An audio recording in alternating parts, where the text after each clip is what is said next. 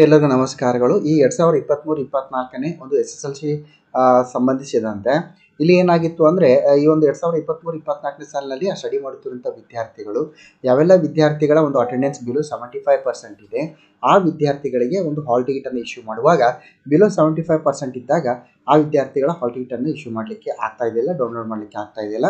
So ಯಾವಾಗ below 75% ಅಂತ ನಾವು ಎಂಟ್ರಿ ಮಾಡಿದಾಗ ಅಲ್ಲಿ ಏನಾಗ್ತಾ ಇತ್ತು ಅಂದರೆ, ಸದರಿ ವಿದ್ಯಾರ್ಥಿಗಳ ಒಂದು ರಿಜಿಸ್ಟ್ರೇಷನ್ ಏನಾಗ್ತಾ ಇತ್ತು, ಕ್ಯಾನ್ಸಲ್ ಆಗ್ತಾ ಇತ್ತು.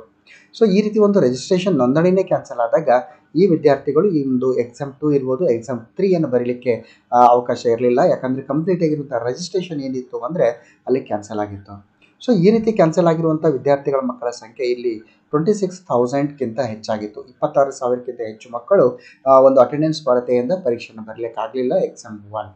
ಸೊ ಈ ವಿದ್ಯಾರ್ಥಿಗಳ ಒಂದು ಹಿತದೃಷ್ಟಿಯನ್ನು ಗಮನಿಸಿರುವಂಥ ಇಲಾಖೆ ಈ ಒಂದು ಎಕ್ಸಾಮ್ 2 ಮತ್ತು ಎಕ್ಸಾಮ್ 3ನಲ್ಲಿ ಏನಂದರೆ ಈ ಒಂದು ವಿದ್ಯಾರ್ಥಿಗಳಿಗೆ ಒಂದು ಪರೀಕ್ಷೆಯನ್ನು ಬರಲಿಕ್ಕೆ ಅವಕಾಶವನ್ನು ಕಲ್ಪಿಸಿದ್ದಾರೆ. ಸೊ ಹಾಗಾದರೆ ಈ ಒಂದು ಅಟೆಂಡೆನ್ಸ್ ಕಡಿಮೆಯಿರುವಂಥ ವಿದ್ಯಾರ್ಥಿಗಳ ರಿಜಿಸ್ಟ್ರೇಷನ್ ಕ್ಯಾನ್ಸಲ್ ಆಗಿದೆ. ನಿಮ್ಮ ಒಂದು ಲಾಗಿನ್ನಲ್ಲಿ ವಿದ್ಯಾರ್ಥಿಗಳ ಮಾಹಿತಿನೇ ಇಲ್ಲ. ಸೊ ಹಾಗಾದರೆ ಈ ವಿದ್ಯಾರ್ಥಿಗಳನ್ನು ಯಾವ ರೀತಿ ನಾವು ರಿಜಿಸ್ಟ್ರೇಷನ್ ಮಾಡಬೇಕು ಹಾಗೂ ಎಕ್ಸಾಮ್ 2 ಮತ್ತು ಎಕ್ಸಾಮ್ 3 ಒಂದು ಪರೀಕ್ಷೆ ಬರಲಿಕ್ಕೆ ಯಾವ ರೀತಿ ಅವಕಾಶವನ್ನು ಕಲ್ಪಿಸಬೇಕು, ಬನ್ನಿ ನೋಡ್ತಾ ಹೋಗೋಣ. ಸೊ ಆದಮೇಲೆ ಇಲ್ಲಿ ನಿಮ್ಮ ಒಂದು ಮೊಬೈಲ್ ಅಥವಾ ಲ್ಯಾಪ್ಟಾಪಿನ ಗೂಗಲ್ ಸರ್ಚ್ ಇಂಜಿನ್ ಓಪನ್ ಮಾಡಿ SSLC ಕರ್ನಾಟಕ ಅಂತ ಟೈಪ್ ಮಾಡಿ. ಇಲ್ಲಿ ನಿಮಗೆ Karnataka school examination and assessment board ಅಂತ ಸರ್ಚ್ ರಿಸಲ್ಟ್ ಬರುತ್ತೆ.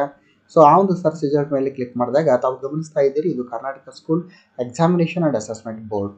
ಸೊ ಆದಮೇಲೆ ಇಲ್ಲಿ SSLC ಪೋರ್ಟಲ್ ಅಂತ ಕ್ಲಿಕ್ ಮಾಡಿದಾಗ SSLC ಸ್ಕೂಲ್ ಲಾಗಿನ್ ಓಪನ್ ಆಗುತ್ತೆ. ಸೊ ಈ ರೀತಿ ಲಾಗಿನ್ ಓಪನ್ ಆದಾಗ ಇಲ್ಲಿ ಒಂದು ಯೂಸರ್ ನೇಮ್ ಪಾಸ್ವರ್ಡ್ಸನ್ನು ಎಂಟ್ರಿ ಮಾಡಬೇಕು.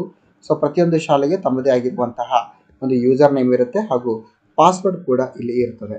ಸೊ ಈ ಒಂದು ಯೂಸರ್ ನೇಮ್ ಪಾಸ್ವರ್ಡನ್ನು ಎಂಟ್ರಿ ಮಾಡಿ ಕ್ಯಾಪ್ಚಾವನ್ನು ಎಂಟ್ರಿ ಮಾಡಿ ನಾವೇನು ಮಾಡಬೇಕು ಅಂದರೆ ಸಬ್ಮಿಟನ್ನು ಕೊಡಬೇಕು. ಇದು ಸ್ಕೂಲ್ ಲಾಗಿನ್. ಪ್ರತಿಯೊಂದು ಪ್ರೌಢಶಾಲೆಗೆ ಇದು ಒಂದು ಸ್ಕೂಲ್ ಲಾಗಿನ್ ಇರ್ತದೆ. ಸೊ ಆದಮೇಲೆ ತಾವು ಇಲ್ಲಿ ಗಮನಿಸ್ತಾ ಇದ್ದೀರಿ, ಇಲ್ಲಿ ರಿಜಿಸ್ಟ್ರೇಷನ್ ಫಾರ್ SSLC 2024 ಎಕ್ಸಾಮ್ 2 ಅಂತ ಇದೆ. ಸೊ ಅಲ್ಲಿ ಕ್ಲಿಕ್ ಮಾಡಿದಾಗ ಒಂದು ಹೊಸ ಆಪ್ಷನ್ ಆ್ಯಡ್ ಮಾಡಲಾಗಿದೆ, ಪ್ರೈವೇಟ್ ಫ್ರೆಶ್ ಕ್ಯಾಂಡಿಡೇಟ್ ರಿಜಿಸ್ಟ್ರೇಷನ್ ಅಂತ. ಪ್ರೈವೇಟ್ ಫ್ರೆಶ್ ಕ್ಯಾಂಡಿಡೇಟ್ ರಿಜಿಸ್ಟ್ರೇಷನ್ ಅಂತ. ಸೊ ಈ ಒಂದು ಆಪ್ಷನ್ಸ್ ಮೇಲೆ ಕ್ಲಿಕ್ ಮಾಡಬೇಕು. ಸೊ ಈ ರೀತಿ ಆಪ್ಷನ್ಸ್ ಮೇಲೆ ಕ್ಲಿಕ್ ಮಾಡಿದಾಗ ಪ್ರತಿಯೊಂದು ಶಾಲೆಯಲ್ಲಿ ಯಾವ ವಿದ್ಯಾರ್ಥಿಯ ಒಂದು ಅಟೆಂಡೆನ್ಸ್ ಕೊರತೆಯಿಂದ ಈ ಒಂದು ಎಕ್ಸಾಮ್ 1 ಬರಲಿಕ್ಕೆ ಆಗ್ತಾ ಇಲ್ವೋ ಹಾಗೂ ಆ ವಿದ್ಯಾರ್ಥಿಗಳ ಒಂದು ಪಟ್ಟಿ ಬರುತ್ತೆ. ಇಲ್ಲಿ ನೋಡಿ ಸೆಲೆಕ್ಟ್ STS ನಂಬರ್ ಅಂತ ಇದೆ, ಸೆಲೆಕ್ಟ್ ಅಂತ ಮಾಡಿ. ಆಗ ಇಲ್ಲಿ ಎಷ್ಟು ವಿದ್ಯಾರ್ಥಿಗಳ ಇನ್ಫಾರ್ಮೇಷನ್ ಬರುತ್ತೆ ಅಂದರೆ, ಸದರಿ ವಿದ್ಯಾರ್ಥಿಗಳು ಒಂದು ಅಟೆಂಡೆನ್ಸ್ ಕಡಿಮೆ ಇರೋದ್ರಿಂದ ಇಲ್ಲಿ ರಿಜಿಸ್ಟ್ರೇಷನನ್ನು ಕ್ಯಾನ್ಸಲ್ಗೆ ಒಳಗಾಗಿದ್ದವರು, ನೋಂದಣಿಯನ್ನು ರದ್ದಿಗೆ ಒಳಪಟ್ಟಿರುವಂಥ ವಿದ್ಯಾರ್ಥಿಗಳು. ಸೊ ಇಲ್ಲಿ ಒಂದು ಎಕ್ಸಾಂಪಲನ್ನು ತೆಗೆದುಕೊಳ್ತೇನೆ. ಸೊ ಇಲ್ಲಿ ಒಬ್ಬ ವಿದ್ಯಾರ್ಥಿ ಇದ್ದಾನೆ, ಆ ವಿದ್ಯಾರ್ಥಿಯನ್ನು STS ನಂಬರನ್ನು ಸೆಲೆಕ್ಟ್ ಮಾಡ್ತೀನಿ. ಇಲ್ಲಿ ಒಂದು ಲಿಸ್ಟ್ ಬರ್ತದೆ, ಇಲ್ಲಿ ಆ್ಯಡ್ ಮಾಡೋಕ್ಕೆ ಅವಕಾಶ ಇಲ್ಲ, ಇರುವಂಥ ವಿದ್ಯಾರ್ಥಿಗಳನ್ನೇ ರಿಜಿಸ್ಟ್ರೇಷನ್ ಮಾಡಬೇಕು. ಇದಾದಮೇಲೆ ವ್ಯೂ ಎಂಬ ಆಪ್ಷನ್ಸನ್ನು ಕ್ಲಿಕ್ ಮಾಡಿ. ಸೊ ವ್ಯೂ ಎಂಬ ಆಪ್ಷನ್ಸನ್ನು ಕ್ಲಿಕ್ ಮಾಡಿದಾಗ ಇಲ್ಲೇನಿದೆ ಅಂದರೆ STS ನಂಬರ್ ಬರುತ್ತೆ, ಸ್ಟೂಡೆಂಟ್ ನೇಮ್ ಬರುತ್ತೆ, ಫಾದರ್ ನೇಮ್ ಬರುತ್ತೆ, ಮದರ್ ನೇಮ್ ಬರುತ್ತೆ, ಕ್ಯಾಂಡಿಡೇಟ್ ಟೈಪ್ ಬರುತ್ತೆ. ಸೊ ಕ್ಯಾಂಡಿಡೇಟ್ ಟೈಪ್ ಅಂತ ಬಂದಾಗ ಇವರು ಆ್ಯಕ್ಚುಲಿ 2023-24ರಲ್ಲಿರುವಂಥ ರೆಗ್ಯುಲರ್ ವಿದ್ಯಾರ್ಥಿಗಳು. ಬಟ್ ಇಲ್ಲಿ ಪ್ರೈವೇಟ್ ಫ್ರೆಶ್ ಅಂತ ಬರುತ್ತೆ, ಪ್ರೈವೇಟ್ ಫ್ರೆಶ್, ಖಾಸಗಿ ಫ್ರೆಶ್ ಅಂತ. ಫೀಸ್ ಅಮೌಂಟ್ ಎಷ್ಟಿದೆ ಅಂದರೆ 225 ಅಮೌಂಟ್ ಇದೆ ಇಲ್ಲಿ ಒಬ್ಬ ವಿದ್ಯಾರ್ಥಿದು. ಸೊ ಇಲ್ಲಿ ರಿಜಿಸ್ಟ್ರೇಷನ್ ಫಾರ್ SSLC ಅಂತ ಕೆಳಗಡೆ ಕ್ಲಿಕ್ ಮಾಡಬೇಕು. Due you want to register this as a private student ಅಂತ ನೀವು ಕ್ಲಿಕ್ ಮಾಡಿದರೆ, ಎಸ್ ಅಂತ ಮಾಡಿದರೆ ಸದರಿ ವಿದ್ಯಾರ್ಥಿ ಏನಾಗ್ತಾನೆ, ಆ್ಯಸ್ ಎ ಪ್ರೈವೇಟ್ ಸ್ಟೂಡೆಂಟ್ ಆಗಿ ಇಲ್ಲಿ ಏನಾಗುತ್ತಾನೆ, ರಿಜಿಸ್ಟ್ರೇಷನ್ ಆಗ್ತಾನೆ. ಸೊ ಇದು ಒಂದಾಯಿತು. ಈಗ ಇದು ವಿದ್ಯಾರ್ಥಿದು ಫೀಸ್ ಬಗ್ಗೆ ಇತ್ತು, 225 ಇದೆ. ಈಗ ಅದರದನ್ನೇ ಏನಂದರೆ ಬೇರೆ ವಿದ್ಯಾರ್ಥಿದು.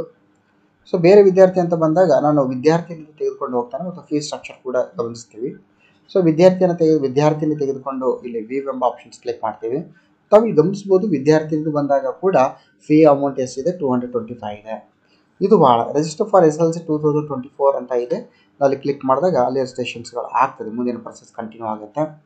ಮತ್ತು ನಾನು ಒಂದಿಷ್ಟು ವೇರಿಯೇಷನ್ ತೆಗೆದುಕೊಂಡು ಹೋಗ್ತೀನಿ. ನಾನು ಇಲ್ಲಿ ಒಬ್ಬ ಬೇರೆ ವಿದ್ಯಾರ್ಥಿದು ಇನ್ಫಾರ್ಮೇಷನ್ಸು, ಇಲ್ಲಿ ಒಬ್ಬ ವಿದ್ಯಾರ್ಥಿ ತೆಗೆದುಕೊಂಡು ಹೋಗ್ತೇನೆ. ಸದರಿ ವಿದ್ಯಾರ್ಥಿಯನ್ನು ಮತ್ತೆ ಕ್ಲಿಕ್ ಮಾಡ್ತೇನೆ, ಒಬ್ಬ ವಿದ್ಯಾರ್ಥಿ. ಇಲ್ಲಿ ನೋಡಿ ತಾವಿಲ್ಲಿ ಗಮನಿಸ್ತಾ ಇದ್ದೀರಿ, ಪ್ರೈವೇಟ್ ಫ್ರೆಶ್ ಅಂತ ಬಂದಾಗ ಅಮೌಂಟ್ ಫಿಕ್ಸ್ ಆಗಿದೆ, 225 ಅಮೌಂಟ್ ಬರ್ತಾ ಇದೆ ಇಲ್ಲಿ.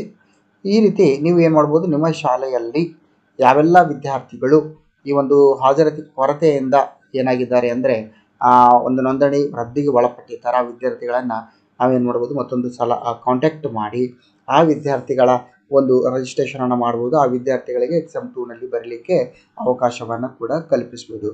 ಸೊ ಆದ್ಮೇಲೆ ಈ ಒಂದು ವಿಡಿಯೋ ಖಂಡಿತವಾಗಿಯೂ ಕೂಡ ಈ ಒಂದು 23-24ನೇ ಸಾಲಿನ ವಿದ್ಯಾರ್ಥಿಗಳು ಏನು ಅಟೆಂಡೆನ್ಸ್ ಕೊರತೆ ಇದೆ ಅವರನ್ನು ಪ್ರೈವೇಟ್ ಫ್ರೆಶ್ ವಿದ್ಯಾರ್ಥಿಯನ್ನಾಗಿ ಕನ್ವರ್ಟ್ ಮಾಡಿ ರಿಜಿಸ್ಟ್ರೇಷನ್ ಮಾಡೋ ನಿಟ್ಟಿನಲ್ಲಿ ಉಪಯೋಗ ಆಗಿರ್ಬೋದು. ಈ ರೀತಿ ಎಜುಕೇಷನಲ್ ಕಂಟೆಂಟು ನಿಮಗೆ ರೀಚ್ ಆಗಬೇಕಾದ್ರೆ ನೀವು ಪದೇ ಪದೇ ನಮ್ಮ ಚಾನಲನ್ನು ಸರ್ಚ್ ಮಾಡೋ ಅವಶ್ಯಕತೆ ಇಲ್ಲ. ಕೇವಲ ಒಂದು ಸಲ ಸಬ್ಸ್ಕ್ರೈಬ್ ಮಾಡಿ, ಪಕ್ಕದಲ್ಲಿರುವಂಥ ಬೆಲ್ ಬಟನ್ ಕ್ಲಿಕ್ ಮಾಡಿ ಆಲ್ ಅಂತ ಮಾಡಿದಾಗ ನಾವು ಹೊಸ ವಿಡಿಯೋ ಮಾಡಿದಾಗ ನಿಮಗೆ ಒಂದು ಮೆಸೇಜ್ ಬರುತ್ತೆ.